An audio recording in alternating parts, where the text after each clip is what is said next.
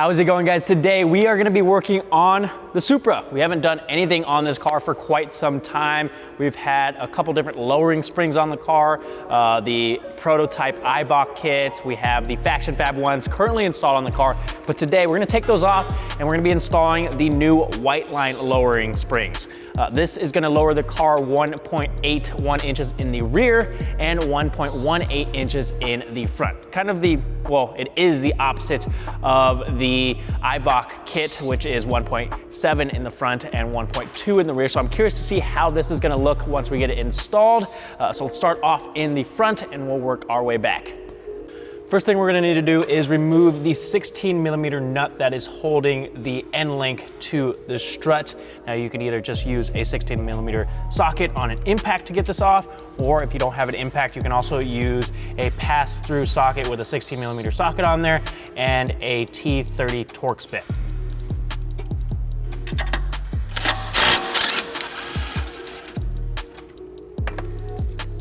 Once that nut is off there, you can just pull the end link out, and then we're gonna need to disconnect all of these connections on here that are gonna interfere when we try to pull this strut out of the wheel well.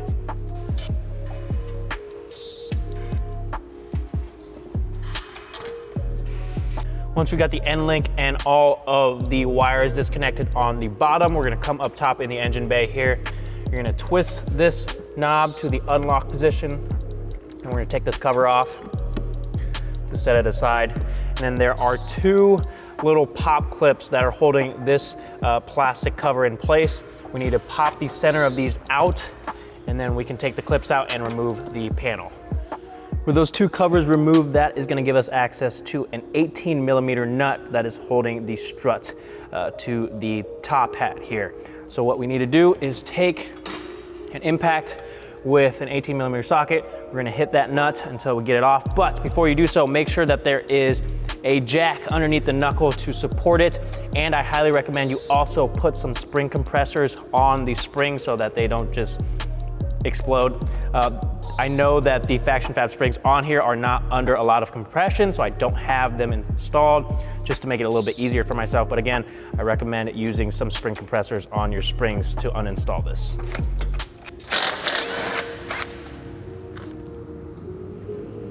Now that that strut is released, we can slowly lower the jack down. And now we can kind of push down on the assembly here and push the whole assembly out of the wheel well. Luckily, this is all plastic, so it's kind of pliable. Make sure you're not catching any wires and everything is disconnected. And once it's out this way, we can take the spring off.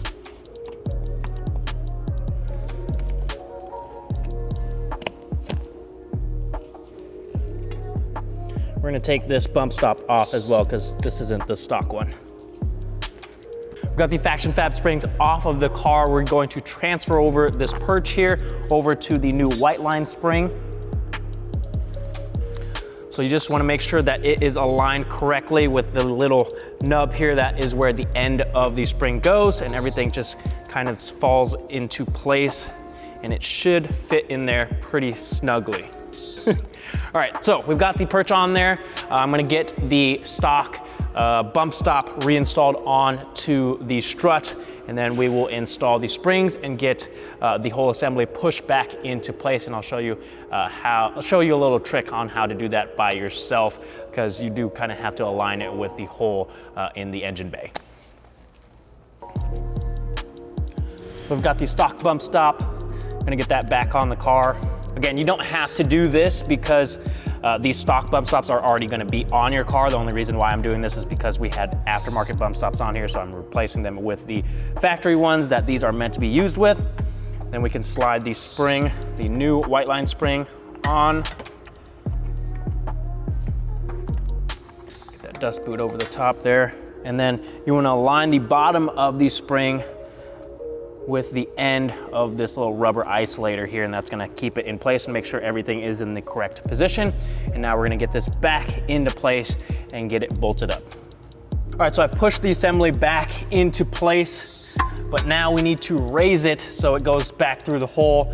And if you're doing this by yourself, what you're gonna need to do is take a jack, put it under the knuckle, and we're gonna jack it up while looking at the top to make sure that everything is aligned and that we can get that nut back in place.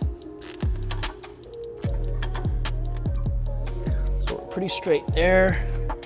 Now that I've got the nut reinstalled on here, it's basically just the reverse process. So we're just gonna hit this with the impact. What I've done is actually taken the jack out so there's a little bit of pressure. Otherwise, it's just going to spin the middle of the strut. I'm also gonna kind of grab it as well so it doesn't spin.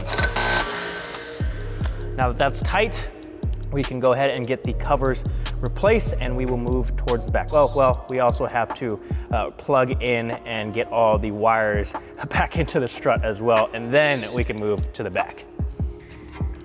So we're gonna get everything reconnected, or re-secured, I guess, for some of these.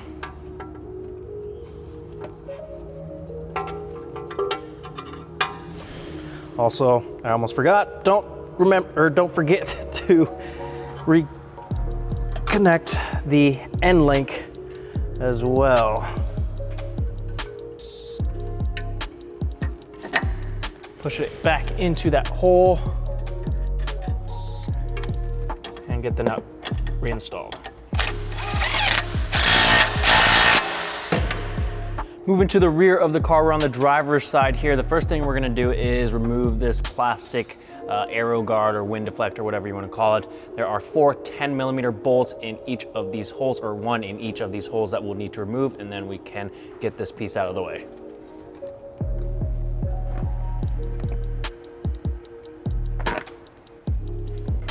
The next thing we'll want to pay attention to is on the driver's side, there is going to be the headlight leveling sensor.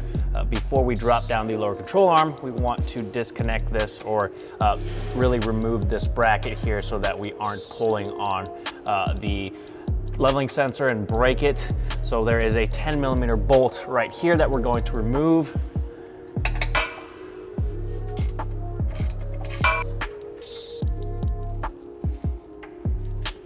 And that's gonna allow us to take this bracket off and give us enough slack so that when we pull down on the lower control arm, we aren't gonna snap this little plastic rod. We're gonna need to remove these 2 bolts next that are holding the lower control arm to the strut and the knuckle. This bolt in particular, you're going to need an E20 socket. So a special socket, you might as well get the whole set because there's random bolts in this car that require these E20 sockets anyway. So you got the E20 on there. On the back side of this, you have a 21mm nut, and then this bolt on both sides is a 20mm.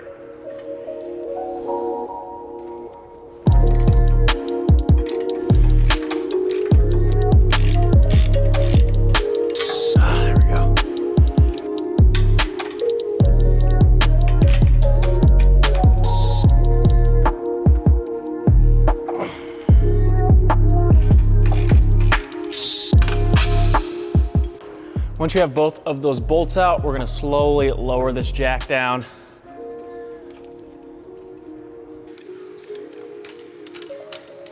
And we'll move it out of the way. And now you can pull down on the arm and pull the spring out.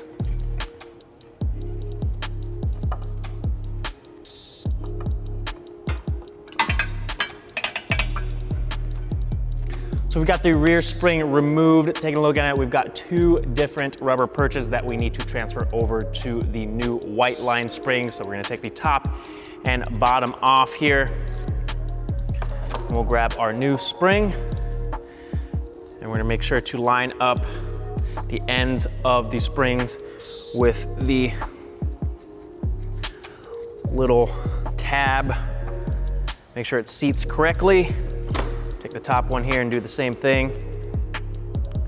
Everything should align perfectly like so.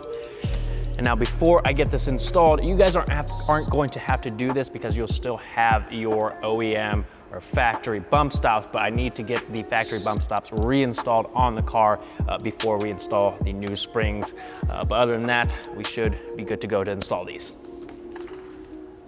Now, if you happen to get a kit that does require you to change out the bump stops, I want to show you how to do that on the Strut here. You're going to need to pop loose the wires, harnesses, so that you're able to pull it out just like the spring. Also need to disconnect this connection right here, like so, and that should be everything. And then up top here, there's gonna be 3 E12 bolts. We're gonna remove all 3 of those.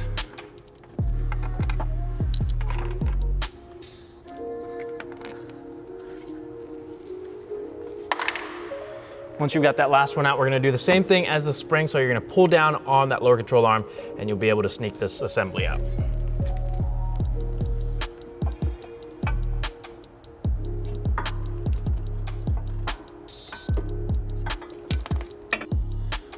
On the rear shock, you're gonna see this cover on the top. We can just pop that off, and that is gonna reveal a 16mm nut that's holding this top hat in place. We're gonna take impact and zip this thing off. I'm also going to kind of try and hold this so it doesn't spin.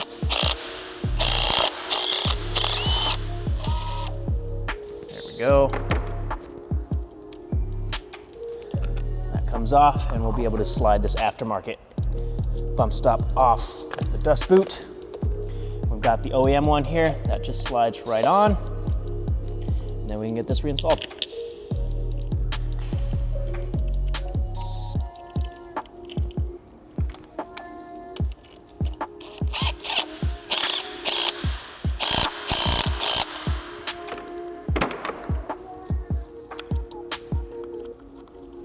All right, we can get this reinstalled in the car and install the new springs.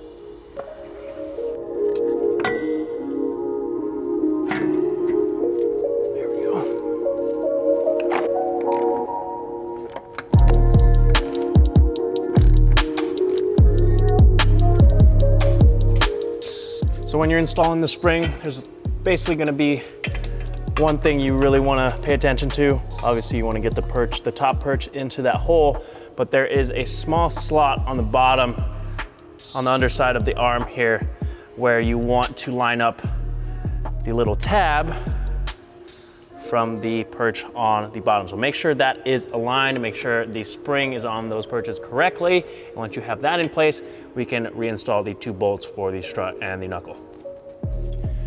To get these 2 bolts reinstalled, we're gonna need to get the jack back under the arm so that we can get it back into position. We're gonna align the strut first.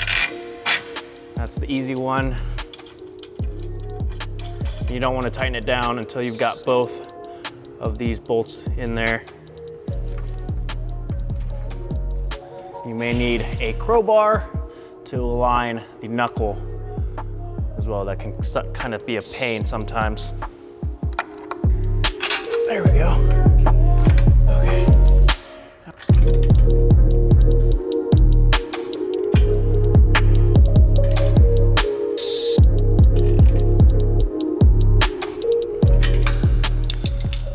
All right, once we've got those tightened down, we can drop this jack, get the wheels reinstalled, and we should be ready for an alignment.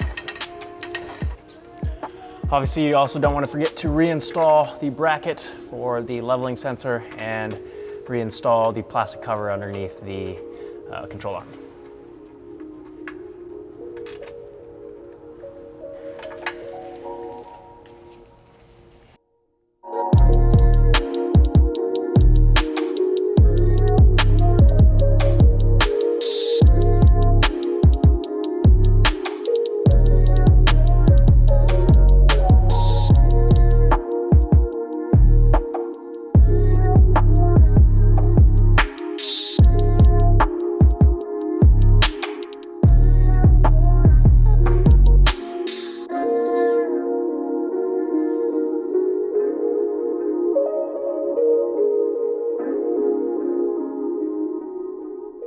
There you have it, guys. Simple, easy installation, nothing too difficult at all. The car looks awesome. The drop that these produce is actually very uniform front and rear, so I'm really happy with that. They should also stiffen up the suspension to get rid of any body roll and improve the handling. So if you guys are interested in picking up a set of these, the link is down in the description. As always, if you have any questions, let me know in the comment section down below. Thank you guys for watching, and I'll see you guys next time.